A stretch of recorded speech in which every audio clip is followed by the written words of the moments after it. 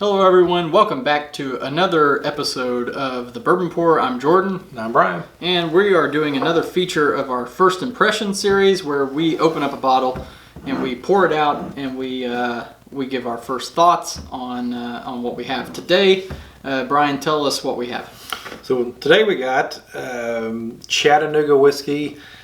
We got the straight rye malt whiskey. So it's I should have wrote the mash bill down, but it has a very unique mash bill. It has I'll take a look at it. 30% corn based, so it's a little bit higher corn based for a rye. And I had this at a bourbon event. But it was one I'd sampled after I'd sampled several other offerings. So I wanted to get this and wanted to try it. So we cracked it open before we started filming, just to let it air out a little bit. And then we're going to give it a try here. So like I said, I think Chattanooga is putting out some really good stuff. I think so.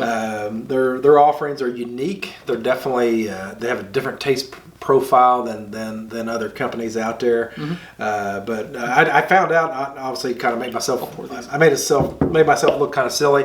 But I was talking to the rep that was there, and he'd asked me if I ever had the rye, and I said no. I said I never had it, and I said, did it just come out? And he said, oh no, it's actually what put us on the map. Okay. So this was what they came out with that got them notoriety and put them out there. Like I said, it's a non-traditional rye. It's not with the 30% corn base. Sure.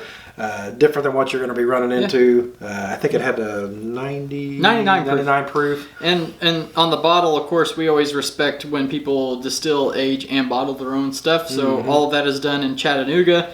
The mash bill is malted rye, yellow corn, caramel malted rye, and chocolate malted rye. It is... let's see, aged greater than 3 years, and the batch size is between 6 and 10 barrels. So pretty cool that it is that small of a batch, and 99 proof rye. We're rocking and rolling. Right, I'm ready to get into this. So on the nose, you can that malt hits you. The chocolate malt is definitely there. It comes through. Major. It's a big influence on this. I think that Chattanooga has become known as a high malted bourbon, high malted whiskey offering in the market, and the nose is delicious. That's so good. Yeah, very inviting. Obviously, I could smell that. I could just keep smelling. So good. I'm hesitant to take a sip because it's the kind nose of like is a malted milk dud or whatever. Those old old milk duds that you would get when you were a kid at the candy store. Let's go in for a sip.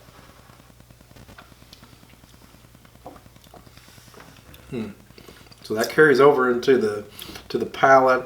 You get a marshmallow type taste in it. There's a both in the nose and it carries over to the palate. There's a graham cracker note for me, which is actually unique for me to have. I hear that word a lot when people talk about tasting notes, and I usually don't pick it up. But that's one that if you took a milk dud flavor and made it a graham cracker and made like a s'more. So some marshmallows and out there by the campfire. Like I said, there's no like campfire smoke in there or anything like that. But it tastes like a graham cracker or a s'more, like he said. That's a perfect assessment, honestly. Not a lot of oak on it either. No oak presence for me in the nose or the palate. I get something that's a little oaky. Maybe on the nose. On the nose, not on the palate. Palate is just like drinking a s'more. Right, and that oak note on the nose is super light. If it's there, it's me. It's light. It's very, very light. And if it's there, it's very sweet. It's not a young oak, not a fresh oak, but kind of a sweet oak element to it. Like I said, so what these guys are doing is, like I said, they're putting a different twist on what they're putting out. So they're putting out some unique offerings. The guy that I was talking to at the Bourbon Fest I was at basically just said people love it or hate it. Right. We love it. I love it. Put them on the map. If you've not had anything from Chattanooga, I would definitely highly suggest it. This is solid. Their basic offering is delicious, and their cash strength. I think it's 111 proof, and I've got that at the house, and they're all good offerings. So they're bringing a lot to the table for. How much do you have of the rye left there, Brian? Do you want to try a little bit of their basic offering? Yeah. Well, we're going to do 2 first impressions. Well, at least one first impression for Brian. I'll pass that over to you. But special thanks to Blake Carpenter. He is the rep for Indiana. We're in Indiana. And he did provide this rye bottle for us for this video, and we thank him. And we thank him for multiple reasons. One, for providing the bottle, but also providing a heck of a good whiskey.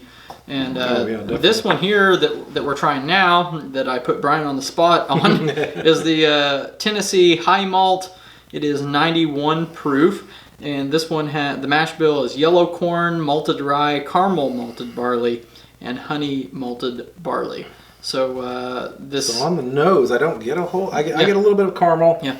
And this one's aged greater than 2 years, 8 to 10 barrels, or 8 to 12 barrels. I'm sorry. Which the 2 years age statement, don't be thrown off by that. They put out some good products with.